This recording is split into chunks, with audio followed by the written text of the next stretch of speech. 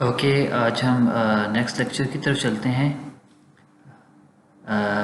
First of all, the primary classification of the survey. There are two types of survey: plane survey and geodetic सर्वे.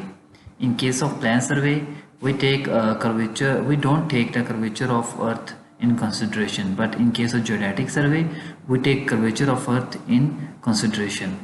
इसमें आप देख सकते हैं कि जो हमारा सर्कमफेरेंस है वो उसकी value east to west in case of geodetic survey इसकी वैल्यू 40075 किलोमीटर और नॉर्थ टू साउथ 4008 किलोमीटर है।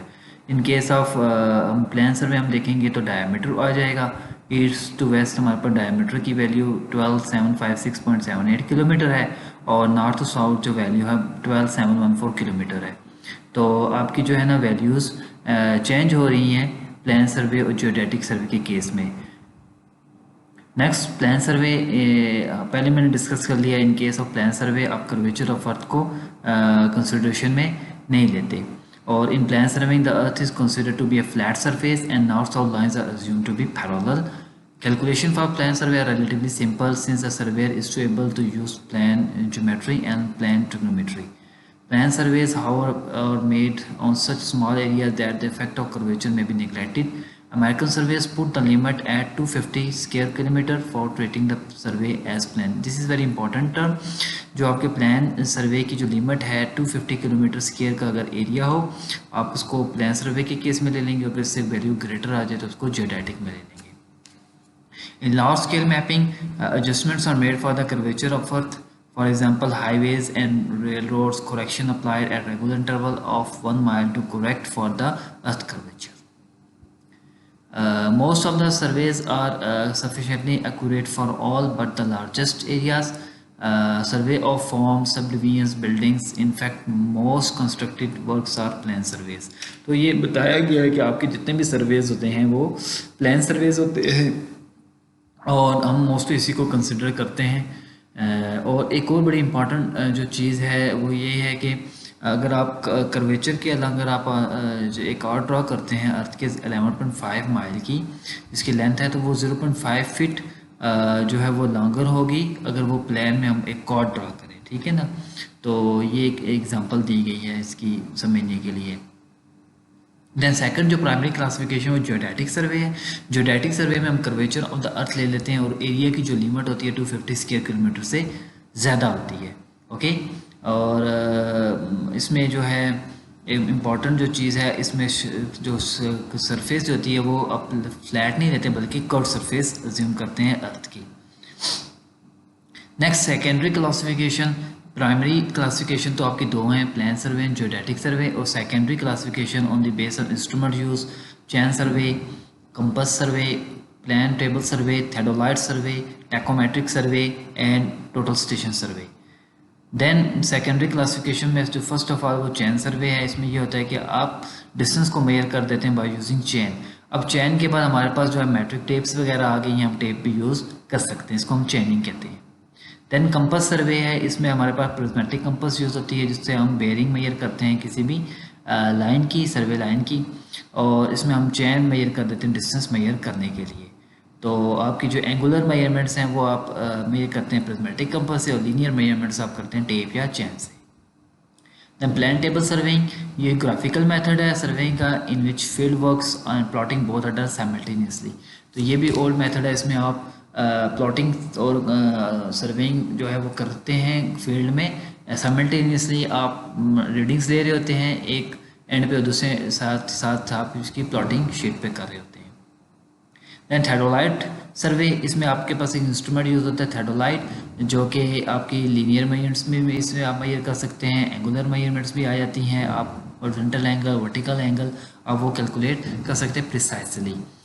और ये जो है मोस्ट प्रिसाइज मेथड है सर्वे का और इसमें इजीली आप जो है ना चैन या टेप से रिस्पेक्टिव आपकी जो रीडिंग्स है वो एक्यूरेट होती हैं। दैन टैकोमेट्रिक सर्वे, टैकोमेट्रिक सर्वे में आप हॉरिजॉन्टल डिस्टेंस मेजर कर लेते हैं दो पॉइंट्स के दरमियान, और उसको में टैकोमीटर भी होता है या ऑटो लेवल या थेडोलाइट भी यूज़ कर सकते हैं, और उसमें ग्रेजुएटेड स्टाफ होता है। अगर आपके पास ऑटो लेवल है आप ग्रेजुएटेड स्टाफ की रीडिंग्स पढ़ लेते हैं, अपर हेयर रीडिंग और लोअर हेयर रीडिंग, और फिर आप टैकोमेट्रिक टेक्निक्स यूज़ करके मुख्तलिफ फार्मूलाई हैं आप हॉरिजॉन्टल डिस्टेंस मेयर कर लेते हैं। Then on the base of nature of field there are three types of survey: land survey, aerial survey and hydrographic survey. Land survey is further divided into topographic survey, cadastral survey, city survey and engineering survey. Land survey में क्या होगा कि आप land के ऊपर एक plan या maps वगैरह ड्रा कर लेते हैं, उससे आप एरिया कैलकुलेट कर लेते हैं। इसमें एरिया की टोपोग्राफी हो सकती है, कैडेस्ट्रल सर्वे हो सकते हैं, बाउंड्री आप मार्क कर सकते हैं, ये सब इंक्लूडेड है लैंड सर्वे में। दैन टोपोग्राफी हम ऑलरेडी डिस्कस कर चुके हैं लेक्चर नंबर 1 में कि आप किसी भी एरिया की जो टोपोग्राफी है, हिली एरियाज़ कहाँ पे हैं, माउंटेन कहाँ पे हैं, और इसके अलावा जो है फॉरेस्ट कहाँ पे है, आप इनको मैप्स प्रिपेयर करते हैं जिनको टोपोग्राफिक मैप्स कहते हैं। उनके अंदर सिंबल्स वगैरह होते हैं, जैसे कि ग्रीन एरिया आप शो कर सकते हैं कि यहाँ पे फॉरेस्ट एरिया है, ब्लू एरिया आपकी रिवर कैनाल को शो कर देता है। इससे जहाँ पे बिल्डिंग्स वगैरह हैं, बाउंड्रीज हैं, वो आप शो कर सकते हैं by using different samples. Then on the base of hydrography in next second जो क्लासिफिकेशन है हाइड्रोग्राफिक सर्वे, इसको हाइड्रोलॉजिकल सर्वे कहते हैं। वाटर बॉडी से रिलेटेड जितना भी आप सर्वे है आप उसको हाइड्रोग्राफिक सर्वे कहते हैं। इसमें आपका सर्वे शोर लाइन्स की जो है लोकेशन भी है, आपकी वाटर बॉडीज़ हैं, आप मुख्तलिफ टेक्निक्स यूज़ करते हैं जिससे आप डेप्थ ऑफ द वाटर या कैनाल और रिवर मेजर कर देते हैं, जैसे साउंडिंग है, आप इसको कहते हैं हाइड्रोग्राफिक सर्वे। Next है aerial or photogrammetry survey. Photogrammetry is a science of taking measurement with the help of photographs taken by aerial camera from the aircraft. आप जो है किसी भी एरिया की आप एरियल फोटो या उसकी पिक्चर्स लेते हैं बाय यूजिंग डिफरेंट कैमरास, उसमें आप मुख्य टेक्निक्स यूज़ कर सकते हैं। आप आजकल जो है ड्रोन वगैरह आ गए हैं, ठीक है, ड्रोन से भी आप पिक्चर्स ले सकते हैं। तो ये सारी जो टेक्निक्स हैं जिससे आप फोटोग्राफ लेते हैं एरिया की, इसको फोटोग्रामेट्री और एरियल सर्वे कहते हैं। Then on the base of method there are two methods and triangulation method and traversing method. In case of triangulation भी होता है कि आप पूरे एरिया को मुख्तलिफ ट्रायंगल्स में डिवाइड कर देते हैं। इसमें मुख्तलिफ बेस लाइन्स होती हैं, चेक लाइन्स होती हैं, और आपकी जो है ना आप इस एरिया को ट्रायंगल स्टेशंस पहले मार्क करेंगे, फिर उसके बाद आप बेस लाइन मेजर करेंगे, और इसके बाद आप स्टेशन को आपस में मिलाएंगे बाय यूजिंग ट्रायंगल्स, और फिर एंड पे आप हीरो फार्मूला लगाकर इन ट्रायंगल्स का एरिया निकाल लेंगे। तो आप टोटल एरिया को स्मॉल ट्रायंगल्स में कन्वर्ट करेंगे और हीरो फार्मूले से एरिया निकाल लेंगे, इसको ट्रायंगुलेशन कहते हैं। इन case of traversing it is a circuit of survey lines. It may be open or closed. When the linear measurements are done with a chain and tape and the directions or horizontal angles are measured with a compass or telluride respectively, the survey is called traversing. Traversing में ये होता है कि आप linear measurements ले लेते हैं चैन tape से और एंगुलर मेजरमेंट्स ले लेते हैं कंपस से, और आप एक ट्रेवर्स प्लॉट कर लेते हैं। ये ट्रेवर्स आपकी ओपन भी हो सकती है और क्लोज भी हो सकती है। फिर आप एंड पे जो है ना इनकी नॉर्थ भी मार्क कर लेंगे, और एंड पे आप एक टेबल बनता है इसका गेल्स ट्रेवर्स टेबल, जिससे आप एरिया कंप्यूट करते हैं। Then define distance. The degree or amount of separation between 2 points, line, surface or object is known as distance, or separation of point in term of time. Distance ये आपका actually जो है ना define किया गया कि दो पॉइंट के दरमियान जो आपकी जो है ऑब्जेक्ट्स हैं, फॉर एग्जांपल ए और बी, इसके दरमियान जितने भी मेजरमेंट्स होंगे लीनियर, उसको हम डिस्टेंस ही कहेंगे। Method of distance measurement. There are different methods to measure a distance, like pacing, pasometer, odometer, speedometer, time measurement, chaining, EDM and tachometry. EDM electronic distance measurement technique. इसमें जो सबसे पहले वो pacing है। Pacing क्या होता है कि आप इसमें जो है लैब वीडियो लेक्चर नंबर 1 जो है मेरा, वो इसी से रिलेटेड ही है कि आप नंबर ऑफ़ स्टेप्स काउंट कर लेते हैं। कोई एक आप रेफरेंस डिस्टेंस पहले मार्क करेंगे ए से बी, उसमें नंबर ऑफ़ स्टेप्स काउंट कर लेंगे, और स्टेप्स काउंट करने के बाद आप क्या करेंगे, टोटल डिस्टेंस को डिवाइड कर देंगे नंबर ऑफ़ स्टेप्स पे, तो आपके पास एवरेज लेंथ ऑफ पेस आ जाएगी। और जो आपकी हर इंसान की जो है अपनी एवरेज लेंथ ऑफ पेस है, तो वो उसकी बेस पे आप फिर क्या करते हैं, इसको स्टेपिंग भी कहते हैं। और फिर आप डिस्टेंस जब आपको अपनी पेस लेंथ मेजर हो जाएगी, तो आप कोई भी पॉइंट्स हैं, फॉर एग्जांपल एक बिल्डिंग के 2 कॉर्नर्स को आपने मेजर करना है, तो आप क्या करेंगे, जस्ट वॉक करेंगे, नंबर ऑफ़ स्टेप्स काउंट करेंगे और उसको मल्टीप्लाई कर देंगे अपने एवरेज लेंथ ऑफ पेस से, तो आपके पास डिस्टेंस 2 पॉइंट्स के दरमियान आ जाएगा। और ये आपका जो है ना रफ मेथड होता है। जो पेसिंग में जो है फैक्टर्स जो हैं वो जो इम्पोर्टेंट है, जो इफेक्ट करते हैं, इसमें सर्वेयर एज है, हाइट एंड फिजिकल कंडीशंस हैं, नेचर ऑफ ग्राउंड है the pace being shorten when going up hill and lengthen when going down hill, the speed of pacing. ये 3 फैक्टर्स हैं। इसके अलावा मज़ीद जो फैक्टर्स हैं या लैब वीडियो लेक्चर नंबर 1 में देखेंगे तो आपको मज़ीद ये क्लियर हो जाएगा कि पेसिंग में कौन कौन से फैक्टर इफ़ेक्ट करते हैं। देन पैसोमीटर है। पैसोमीटर एक ऐसी डिवाइस है जो कि आपके पेस नंबर ऑफ पेसेस को काउंट करती है। ओके, आप इस पैसोमीटर डिवाइस को पास रख लेते हैं और चलते रहते हैं और नंबर ऑफ पेस जो है वो आपकी कैलकुलेट कर लेती है। एंड पे आप क्या करते हैं, इस पेसेस को मल्टीप्लाई कर देते हैं एवरेज लेंथ ऑफ पेसेस, तो आपके पास डिस्टेंस आ जाता है। देन ओडोमीटर है। ओडोमीटर एक ऐसी डिवाइस है जो कि रजिस्टर करती है number of revolutions of a wheel. ये एक व्हील के साथ अटैच हो जाती है और नंबर ऑफ रेवोल्यूशन कैलकुलेट कर देती है। जब आपका डिस्टेंस कंप्लीट हो जाता है तो आप रेवोल्यूशन को मल्टीप्लाई कर देते हैं किसके साथ, सर्कमफेरेंस ऑफ द व्हील के साथ, तो आपके पास डिस्टेंस मेजर हो जाता है।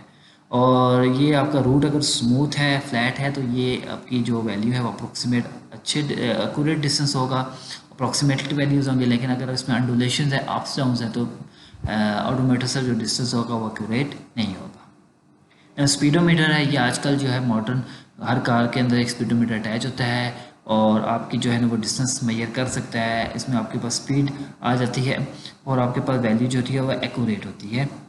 उसके लिए जो रिलेशनशिप यूज़ होता है, जनरल रिलेशनशिप है S is equal to V over T. Then हमारे पास टाइम मेजरमेंट्स हैं।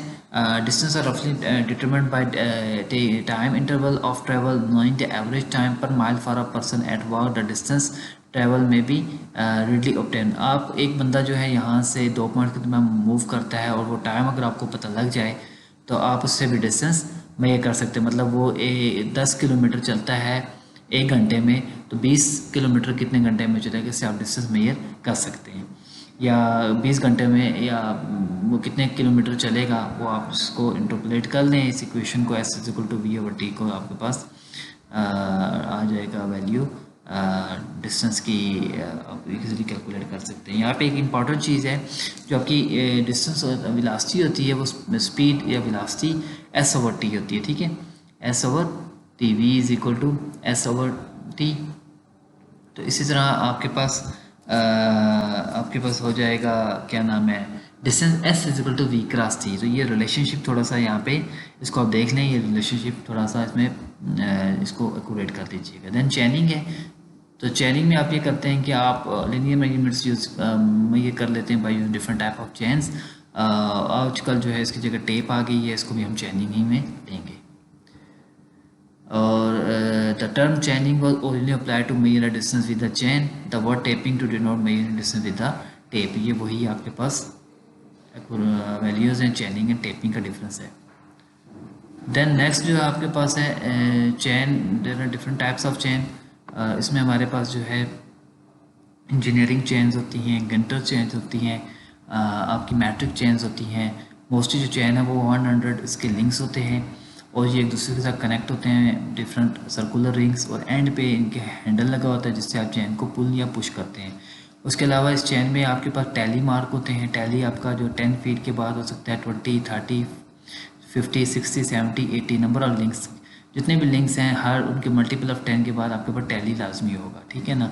और इसके बाद ये टैली का पर्पज़ ये होता है कि ये बताता है कि चैन के कितने लिंक्स ओपन होंगे। देन गंटर चैन है। गंटर चैन आपकी इसकी 100 लिंक्स होते हैं और 66 फीट लॉन्ग होती है। एक लिंक की जो लेंथ है वो 0.66 फीट होती है।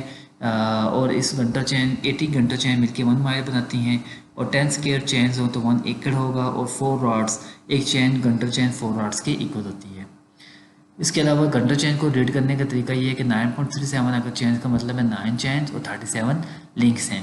इस तरह अगर आपने चैन को मल्टीप्लाई कर देना है number of length of the Gunter chain which is equal to 66 feet, तो आपके पास टोटल लेंथ आ जाएगी डिस्टेंस की। फॉर एग्जाम्पल हमारे पास एक गंटर चैन है 3.833 इसकी चैन थी, 83 लिंक्स थे। आप इसको 66 से मल्टीप्लाई करेंगे तो आपके पास 252.78 फीट इसकी टोटल लेंथ आ जाएगी।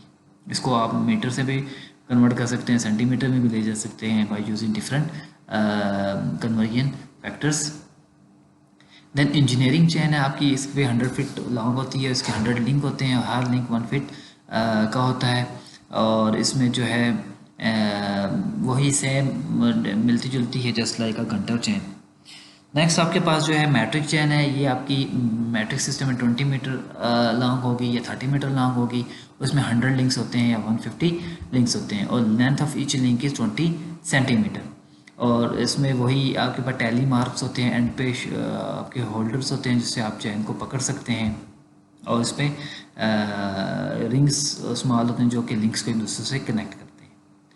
Error in chains, reason for shortening and reason of elongation, दो एरर आ सकते हैं, या आपकी चेन इलोंगेट हो जाएगी या आपकी चेन जो है वो कंप्रेस हो जाएगी, शॉर्ट हो जाएगी। तो बेंडिंग ऑफ लिंक्स और मड क्लॉगिंग द लिंक, जब आप वर्क कर रहे होते हैं तो जो लिंक्स है वो बेंड अप हो जाते हैं, इसके अंदर मड आ जाती है, तो इससे आपकी चेन शॉर्ट हो जाती है। और रीज़न फॉर इलोंगेशन में stretching of the links and joint, opening out of small ring, आपकी जो रिंग्स है वो ओपन हो जाते हैं, आपके लिंक्स स्ट्रेच आउट हो जाते हैं।